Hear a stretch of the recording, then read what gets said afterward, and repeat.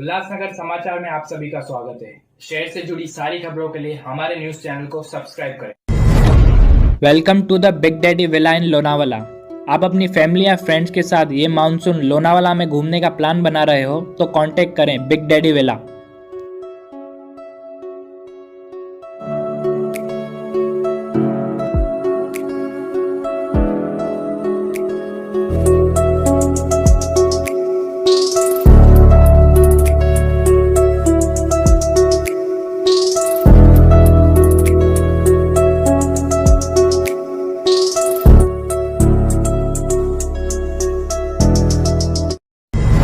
High court में चल रहे पिछले 14 सालों से पति और पत्नी के विवाद को हाईकोर्ट के जज साहब ने बड़े ही सरलता से सुलझाने की कोशिश की। जज साहब ने ये बताया कि वकीलों की आर्ग्यूमेंट के चलते कितना समय बर्बाद होता है। आइए पूरे विस्तार से जानते हैं इस पूरे विवाद को। जब मैंने लगाया था उस पर भी काउंसलिंग में इन्होंने बहुत झगड़ा किया। उसके बाद फिर कोर्ट के जज साहब ने कहा कि आप लेके आइए, तो मैं घर पे इनके सिल्वर स्टेट लेने गया। वहां पर मेरे को गालियां दी गई, तेरे को लड़कों से पिटवाऊंगी, गुंडों से पिटवाऊंगी और दहेज एक्ट का केस लाऊंगी, फलाना ठिकाना सब कुछ किया ना। बहुत मेरी बेइज्जती की सबके सामने। मैं वापस आ गया, फिर मैंने सेक्शन 13 फाइल किया और मैं एप्लीकेशन भी फाइल की, कंप्लेंट की फाइल की। उसके बाद मैंने विड्रॉ कर लिया अपना सेक्शन 9। सेक्शन 13 में भी काउंसलिंग हुई, कई काउंसलिंग हुई, उसमें भी फिर मैं कोर्ट से लेके आया, डायरेक्टली अपने घर लेके गया कोर्ट से, फैमिली कोर्ट से। फिर उन्होंने पुलिस कंप्लेंट करती, थाने चली गई। मैं मतलब बहुत मेरे को इतना हैरेसमेंट किया है। मैं 14-15 साल से सर ऐसा परेशान जी रहा हूँ, ये मैं ही जानता हूँ। मैं दूसरी बात कहता हूँ जी कि भाई ये लड़ाई झगड़े जो होते हैं इसको बियॉन्ड प्रोपोर्शन जो ब्लो अप किया जाता है ना, वो केवल कम्युनिकेशन गैप की वजह से होता है। तो मेरी तरफ से सर मैं आप समझिए बात, दोनों आप पढ़े लिखे दिख रहे हो, अच्छे परिवार से दिख रहे हो। 14 साल लड़के क्या गेन किया तुमने ये बताओ। सर दोनों अभी भी लिटिगेशन के ही कॉइल्स में चल रहे हो। ये 14 साल जो निकल गए ये तुम्हारे वापस तो आएंगे नहीं, कभी नहीं आना, ना आपके ना आपके। Prime period of married life आपने लिटिगेशन में निकाल दिया। सर मैंने तो इतना प्रयास किया कि अब ये सारी प्रॉब्लम यही है, I am right she is wrong, she will say I am right he is wrong. जी ये राइट और रॉन्ग की कहानी जो है इसका कोई एंड नहीं। तो जहां हस्बैंड वाइफ की लड़ाई में कोई लॉजिक होता है क्या? ईमानदारी की बात बताओ, किसी को तो झुकना पड़ता है ना थोड़ा सा। 2 मिनट शांत हो जाओ। तो अगर इफ शी इज हाइपर आप शांत हो जाओ, इफ यू आर हाइपर ये शांत हो जाए। सर सबसे बड़ी बात तो ये है कि ये प्रॉब्लम ये नहीं है कि इन्होंने आपके खिलाफ क्या किया, किस सिचुएशन में किया उसको तो सोचो। नॉर्मल कोर्स में कोई वाइफ अपने हस्बैंड को एम्बैरेस क्यों करेगी नॉर्मल कोर्स? सर ऐसा लगता है unless of course she was forced to marry, ऐसा दिख नहीं रहा है। ईश्वर की कृपा से तुम दोनों अच्छे दिख रहे हो, स्वस्थ दिख रहे हो। सर मेरा तो जो मेंटल ट्रॉमा से मैं गुजर रहा तो हूँ, मैं वही कह रहा हूं कि इस मेंटल ट्रॉमा का इलाज जो है थोड़ा सा अपने अंदर इलास्टिसिटी ले आओ। और मैडम आप भी, आप वाइफ हैं, थोड़ा इस बात का भी ध्यान रखो कि कुछ आपकी भी जिम्मेदारियां हैं। हर वक्त बहस में इन्वॉल्व होने के बजाय कभी शांत रहना भी सीख लो। कभी कभी हो सकता है आदमी बाहर से काम करके आता है, ऑफिसर ने या बॉस ने डांटा हो तो गुस्सा आप पे उतार दिया उसने, तो पहले समझ तो लो क्यों डांट रहा है वो आप। सर इन्होंने फैक्चुअल एस्पेक्ट अलग चीज होती है, रीजंस क्या होते हैं वो डिफरेंट होते हैं। इन्होंने सर हमेशा आरटीआई एप्लीकेशन में शिमला रहा, मैं गुजरात रहा, अहमदाबाद रहा, मैं दिल्ली रहा, अभी दिल्ली में हूँ, मैं ग्वालियर में रहा, जहाँ गया मैं वहाँ आरटीआई एप्लीकेशन लगा के इन्होंने पैसे की सैलरी के लिए, सिर्फ पैसे के लिए लड़ी है ये। आप पैसा, अरे आपकी किस्मत से इनकी कमाई होगी। आप तो, आपकी किस्मत भी तो काम करती है शादी के बाद। और सिंगल प्रयास नहीं किया ना इनने, इनके फादर ने कभी। लड़ने से कोई फायदा मिलेगा? आप खुद सोचो। और ये लड़ाई में आप दोनों मोहरे बन जाते हो, और जो लोग लड़ाई करने के लिए उकसाते हैं वो हेजेस में बैठे रहते हैं। इनको ये खुशी हो रही है कि मेंटेनेंस में केस में अच्छा खासा पैसा मिल रहा है, इसलिए इनको ये खुशी मिल रही है कि अच्छा अरे भाई, पैसा उतना ही कि और पूरी तनख्वाह लो ना तो मुझसे,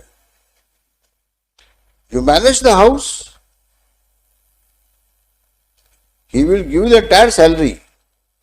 बहुत कभी कभी हो जाता है, आफ्टर ऑल उसका भी यंग ब्लड है, तुम भी यंग हो, तो कभी कभी रिएक्टिव मोड में आदमी आ जाता है। लेकिन ऑल सेड एंड डन, दोनों लोगों को इस बात का ध्यान रखना चाहिए कि एक दूसरे को समझ तो लो पहले, और सबमिसिव होना बहुत जरूरी है मैडम, रिएक्टिव होना अच्छी बात नहीं है। आफ्टर ऑल आपके हस्बैंड हैं, आप भी उनकी वाइफ हैं, दोनों को एक दूसरे की रिस्पेक्ट करना चाहिए, एक दूसरे को ट्रस्ट करना चाहिए, और एक दूसरे की फीलिंग्स को समझना चाहिए। हर चीज आपके मुताबिक चलेगी ऐसा पॉसिबल नहीं है, एंड लाइकवाइज हर चीज उनके मुताबिक नहीं चलेगी। कहीं ना शादी है, it's a matter of adjustment. हर घर में एडजस्टमेंट होता है, और अगर साथ नहीं रह सकते हो तो फिर जिंदगी क्यों बर्बाद कर रहे हो? तय कर लो भाई, वंस फॉर ऑल, इतना पैसा लो, जाओ, हम अपनी जाए, हम अपने जाए। बट ऐसी चीज दिख नहीं रही है मेरे को, केवल समझ का फर्क है बस। एक दूसरे को समझने की कोशिश करो, कोई रीजन नहीं तुम साथ ना रह पाओ, लेकिन सबमिसिव होना पड़ेगा। एरोगेंस से काम नहीं चलेगा, क्योंकि आपकी इज्जत इनसे है और इनकी शोभा आपसे है। समाज में आप दोनों को एक साथ देख के लोग एक्सेप्ट करेंगे, इसलिए दोनों को एक दूसरे के लिए केयर, कंसर्न के अलावा समझदारी से काम लेना चाहिए। अब आप बताइए, आप क्या चाहती हैं?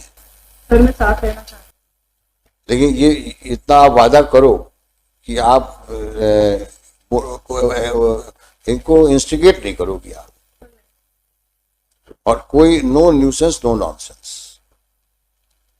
हस्बैंड है, you have to respect him, you have to talk to him. कोई मसला है, ऐसा कौन सा मसला होता है कि जो बात करके सॉल्व नहीं हो सकता?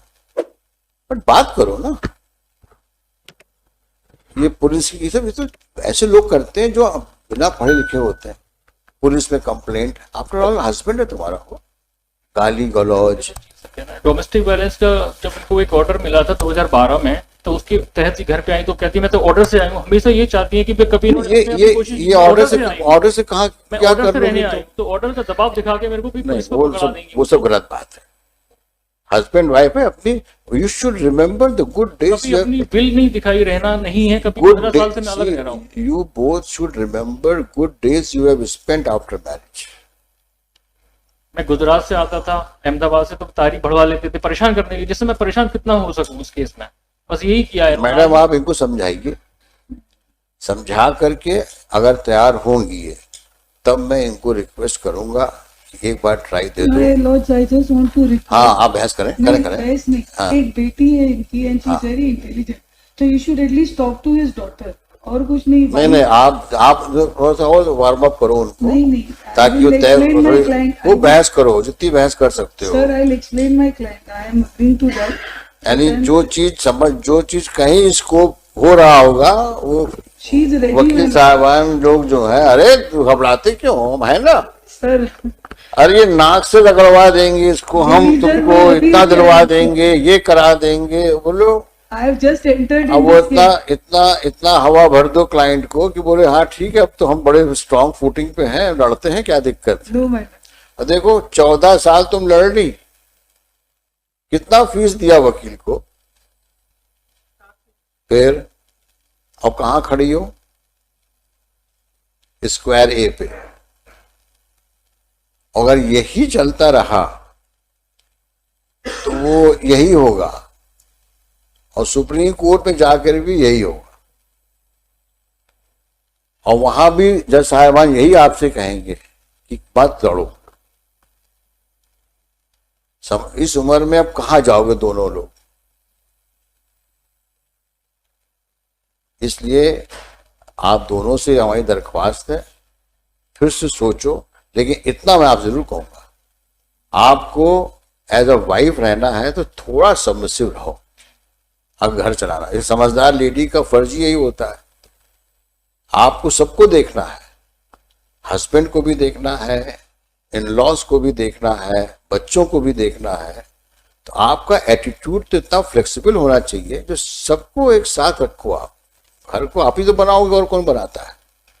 और मैं कोर्ट ऑर्डर लेके आई हूँ और मैं वकील साहब से बात करके आई हूँ, उन्होंने कहा अगर गड़बड़ करे तो फिर आना मेरे पास में, मैं समझाऊंगा उसको, समझा दूंगी उसको मैं। ये सब कहानी बंद करो। डोमेस्टिक वायलेंस में जब आए तो उन्होंने तुरंत पुलिस को फोन किया, पुलिस मुझे माधोगंज थाने लेके गई। अब बताओ, ये सब यानी कि टोटल मूर्खता है। सर ये जो कुछ भी कह रहे हैं सब झूठ है। मैं क्या कह रहा हूँ आपसे, नितिन शिवहरे यहीं रहते हो? दिल्ली में? कहाँ रहते हो दिल्ली में? दिल्ली में सर अभी उधर रह रहा हूँ, निर्माण बिहार में, लक्ष्मी नगर। अच्छा, उधर ईस्ट दिल्ली हुआ, नॉर्थ दिल्ली हुआ, ईस्ट दिल्ली हुआ। कोशिश करो एक बार, इसको हम पेंडिंग रखते हैं। एक बार कोशिश करो। इतनी बातें हो गई हैं, मुझे नहीं लगता है कि ये किसी प्रकार से साथ न रहने की बात करेंगे। सर वो करके मैं आपसे रिक्वेस्ट कर रहा हूँ। अभी मैं अभी मेरी लाइफ हैरेसमेंट में निकल गई, मदर फादर अलग। मैं यही कहना चाहता हूँ, इस 14 साल तुम लोग के निकल गए और वो उसके लिए कौन जिम्मेदार है? आज डॉटर है तुम्हारी एक, है ना? उस बच्ची की क्या साइकोलॉजी हो गई हो? उसको भी उन्होंने मेरे विरुद्ध भर दिया, या फिर वही डोमेस्टिक वायलेंस में उसको खड़ा करना चाह रहे हैं। मैं क्या कह रहा हूँ आपसे, गवाही देने के लिए। मैं उसको जितना कुछ हो चुका है, इतना आसान नहीं भूलना, मैं मानता हूँ इस बात को, लेकिन भूलने की कोशिश तो करना चाहिए ना। जब वो सामने खड़े होके बोल रही है मैं जाना चाहती हूँ, और हमारी लोग की कोर्ट, हाई कोर्ट है ये, अगर आगे कुछ गड़बड़ होगा तो हम बैठे हैं ना। यही तो हो जाता है। अभी क्या है कि अभी ये कुछ रहने चले गए, अल्टीमेटली इन्होंने कुछ पुलिस में कंप्लेंट कर दी, तो फिर कोर्ट बचाने कुछ नहीं आता, फिर अल्टीमेटली एक नया तो केस, मैं नया अगर केस बच जाएगा। अब मैं आपको बचाने थाने तो जाऊंगा नहीं, लेकिन अगर ऐसी कोई हरकत करती हैं तो मैं आपको यहाँ बोल रहा हूँ, you please move an application, we will see to it. मैं उसी दिन आपको डाइवोर्स ग्रांट कर दूंगा। अगर कोई ऐसी हरकत इन्होंने करी जिससे आपको किसी पुलिस एक्शन में या कोर्ट एक्शन में इन्वॉल्व कर लिया है, तो you come back to me, then we will not go for this mediation. अब no police, no court, madam. हाँ बिल्कुल, कभी नहीं। हाँ, देखो भाई, कह दिया उन्होंने, कभी नहीं। थोड़ा ऊपर देखो, तुम तो एकदम नीचे देख के ऐसा लग रहा है बहुत लाचार हो गए हो तुम। एक्चुअली मेरे को कंटेक्ट पता है ना, मैं 14-15 साल से जुडिशियल प्रोसेस में बिंदा हुआ हूँ। मेरा चैन, रात की नींद खराब हो गई, नींदें नहीं आती मुझे रात में। इसी टाइम अभी एक बार कोशिश तो करो। मैं आपका बिल्कुल कहना मान रहा हूँ सर, आप सही कह रहे हैं। मैं कह रहा हूं तुम एक बार कोशिश कर लो तुम बस। अगर यहां नहीं हुआ तो हम यही तुमको डिग्री दे देंगे डाइवोर्स की, इतना हमारा वादा है। नो डाउट सुनने के बाद ही देंगे दोनों को। तो समझाओ इनको भी, है तो कब आओगे वापस? So may I just earlier also there was a direction that he'll take her and he'll allow her to reside. पर ये ले जाए, we are ready. Even the daughter is. कहाँ बच्ची आई है? बच्ची सर अभी आज उसका पेपर था इसलिए नहीं आ पाई। But she is also ready to move on with the father any. ये आज ले जाए, हम आज जाने को तैयार हैं। ऐसे नहीं करते, आज ले जाए।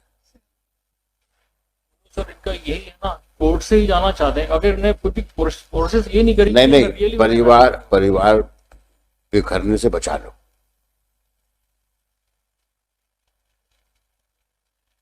ये बड़ी बात कर रहा हूं मैं तुमसे। वो बच्ची जब बड़ी होगी तो हम नहीं चाहते कि वो माँ बाप के प्रति ऐसी फीलिंग रखे कि वो शादी ना करे। बच्ची के लिए साथ हो लो। सारे प्रयास अभी तक सर मेरी तरफ से किए गए, इन्होंने अगर एक प्रयास भी किया हो तो मैं आज सच बोल रहा हूँ सर, इनको कब कई बार हमेशा रखने की कोशिश किया है और फेल हुआ हूँ मैं। मैं ऐसा कहता हूँ, आज मैं नहीं कहता आज लेके जाओ,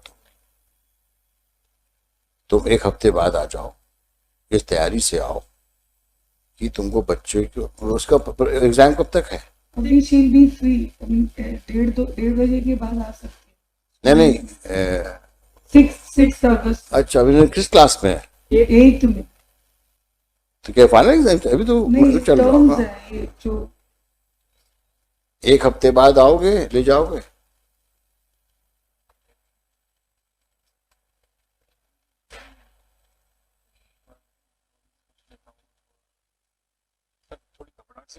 कोई बात नहीं, पानी पी लो।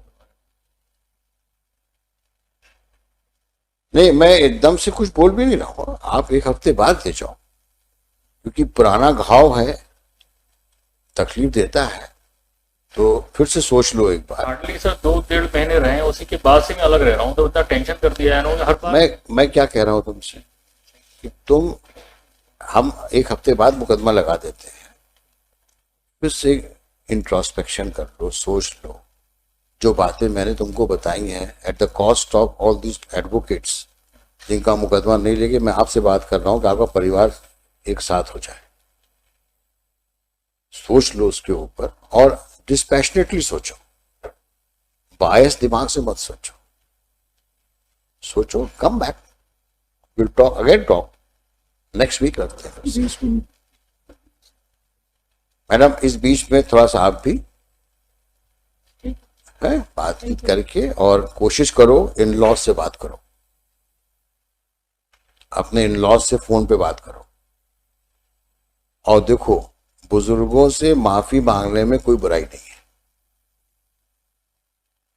आप इन लॉज से बात करो और उनसे अपनी रिग्रेट एक्सप्रेस करो और पूछो, बाबूजी माताजी हम आ रहे हैं,